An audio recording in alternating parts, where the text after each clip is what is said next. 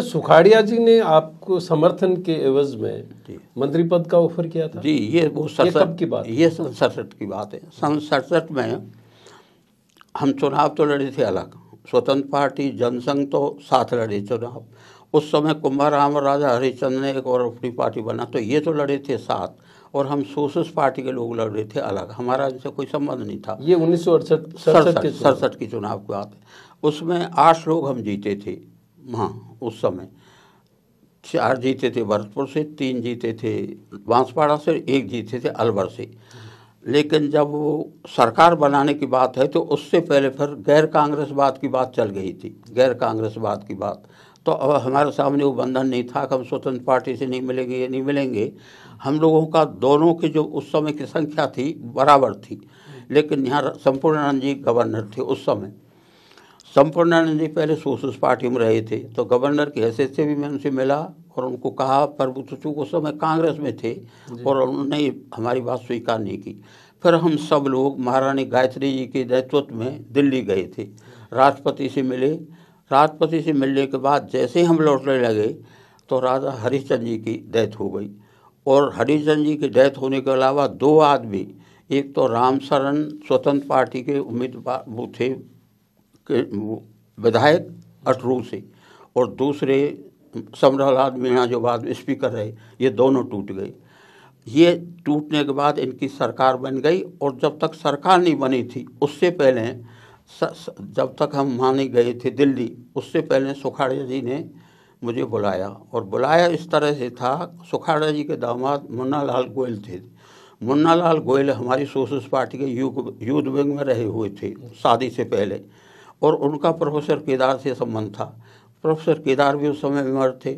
तो प्रोफेसर केदार ये मुन्नालाल मुझे लेके गए थे सुखाड़ी जी के पास। सुखाड़ी जी ने कहा आप हमें समर्थन दो। तो मैंने हंस के कहा आप मानते हो मैं समर्थन दे सकता हूँ आप जैसे? तो मैंने तो इससे पहले ही कहा था मुन्ना से, तुम क्यों करते हो? फिर भी कहे सोच लो, हम तुम्हें मंत्री बनाएंगे, तुम्हारे बच्चों को नौकरी देंगे। इनडायरेक्ट उन्होंने कहा। मैं हंस के चला आया और मैंने कही यह संभव नहीं है। उसके बाद एक अजीब घटना हुई, हम लोग चले गए। उस समय भरतपुर के राजा ब्रजेंद्र सिंह निर्दलीय चुनाव लड़े थे और वो लोकसभा के मेंबर थे। वो बड़े उदार ढंग के राजा थे, राजा क्या अजीब ही थे वो। तो पता नहीं उन्हें किस वजह से यहाँ टेलीफोन कर दिया कि मैं 2 MLA को तुम्हारे का दे सकता हूँ।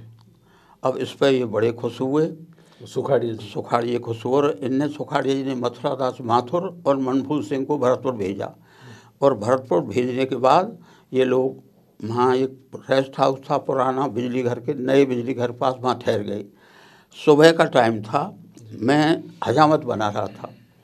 तो ब्रजेंद्र सिंह जी पूजा के ड्रेस में पीले से कपड़े पहन रखे थे और वो आके हमारे दरवाजे के नीचे बैठ गए।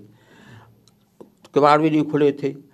मेरी लड़की बाहर गई, बन के एक बाबा आए हैं कोई। मैं बाहर निकला, मुझे मैं आपने क्या किया? मैं कहा आप ऊपर बैठो। नहीं ऊपर नहीं बैठूंगा जब तक वायदा नहीं करोगे। मैं क्या वायदा? तुम मेरे साथ चलो। तो मैं कहाँ चलना है? कि मुझे अपनी लड़की की सगाई करनी। अरे मैं महाराज साहब मैं क्या जानूँ राजान में आपकी क्या लड़की की शादी, मेरा मतलब क्या? मैं कुछ समझ नहीं पाया, पर नहीं तो मेरे साथ चलो। मैं उनके साथ गया तो वो घूमू के धीरे धीरे, और अब बिजली घर के पास जब आए तो उन्होंने कहा मैं महल में कह के आता हूँ, तुम जब तक यहाँ रहो। उन्होंने पहले ही कह रखी थी। तो मैं जब वहाँ गया तो उस समय के वहाँ के SP शीशराम शर्मा थे, उनका भाई मैं DSP था, वो गेट पे खड़ा था। उन्होंने कहा आप कैसे आए? मैं महाराज छोड़ के गए, वो आएंगे। तो फिर मुझे भीतर ले गए। जब मुझे भीतर ले गए तो वहाँ मनभूल सिंह और मथुरादास बैठे थे। उनने मनभूल सिंह भादु, हाँ भादु, वो मंत्री थे, स्टेट मिनिस्टर थे, बैठे थे। मुझे देख के मथुरादास जी ने जो सर पटक लिया। मैं हंस गया, मैं क्या बात है? तो उनकी तुम कैसे आए? मैं तुम बताओ। मैंने सारी कहानी बताई। तो वो हंस के कहने लगे हमें महाराज ने हमें धोखा दिया, इतना पैसा का हमें पता था कि आप आओगे। फिर भी उन्होंने कहा कि आप फिर सोच लो। मैंने सोच रखा है, तुम समझते हो मुझे दल बदलना चाहिए? भाई हम तो चाहते हैं बदलो, आओ। मैं दल नहीं बदल सकता। तो उसके बाद उनने एक समझौता हुआ हमारा था कि जो कुछ होना है हो गया, लेकिन इस बात को कहना मत। हमारा मैं बिल्कुल नहीं कहूँगा। जब उनकी सरकार बन गई, जब मैंने कहा तो मुझे मंत्री बनाते थे, अब बताओ क्या दोगे भाई, अब तुम्हारे कहने से पटवारी को ट्रांसफ़र कर सकते हैं, इसके अलावा कुछ नहीं दे सकते। उस पर उन्हें बड़ा अफसोस हुआ कि हमें बड़ा धोखा हुई। घटना ये भी हुई थी उस समय मुझे ऑफर। राजस्थान में पहली दल बदल की घटना वो हुई 1967 में। हाँ, ये थी, ये जो मैं बता रहा हूँ, जिसमें आपने मना कर दिया। हाँ, मैंने मना। आपके पास ऐसे 4 मौके आए? क्या चीज? अलग अलग मौके आए जब आप दल बदल सकते? हाँ, दल बदल के 67 में आया, मैंने दल नहीं बदला। उसके बाद फिर मौका आया जब जनता पार्टी की सरकार टूट गई और चरण सिंह जी को समर्थन देने के बाद उनकी जब सरकार गिर गई, तो उस समय हमारे सोशलिस्ट विचारधारा के सोशलिस्ट पार्टी के 30-35 लोग विधानसभा में थे उस समय, जनता पार्टी के टाइम में। इधर 60 या 62 लोग कांग्रेस के थे। टूटने के बाद हरदेव जोशी जी ने मुझे इस बात पर चर्चा की। मैं पहले समझ नहीं पाया। उन्होंने कहा कि आप हमारा साथ दो, मैं बात कर लूँगा। मैं किस बात का साथ चाहते हो आप? तो मैंने कहा आप सरकार बनाओ, हम आपकी मदद करेंगे, बाकी और कुछ नहीं कर सकता। उस समय उनका ये डायरेक्ट ये था कि हम आपको, मैं ये तो नहीं कह सकता उन्होंने क्या था, पर शायद उनका ये था कि हम आपको मुख्यमंत्री बना देंगे, 60 आदमी हमारा समर्थन देंगे। तो मैंने उनको मजाक किया था, मैं चरण सिंह जी को बनाया था, वैसा ही आप करना चाहते हो। तीसरा मौका जब आया, फिर तीसरा मौका जब आया जब जनता दल टूटा था, जनता दल, तो उस समय हम लोग जनता दल में थे। ये दिग्विजय सिंह, ये लोग हमारे एक अलग नहीं, ये हमारे ही साथ थे।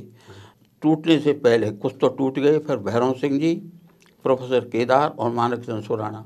मैं उस समय जनता वहाँ में रहता था, ये तीनों मेरे पास आए और फिर उन्हें भैरव सिंह ने कहा कि आप मेरा साथ दो। वही उनका इशारा था कि आप डिप्टी हो जाओ, मैं मुख्य। तो मैंने कहा मैं ऐसा नहीं कर सकता। हाँ, आपकी सरकारें नहीं गिरने दूंगा ये, पर मैं आपके साथ नहीं आ सकता। क्यों? उससे पहले घटना ये हो गई थी कि जब मिलीजुली सरकार बनने लगी थी तो मेरा नाम पार्लियामेंट बोर्ड में भेजा था मंत्री के लिए। तो भैरव सिंह जी ने क्या किया, मेरी बजाय केदार जी को बना दिया था मंत्री।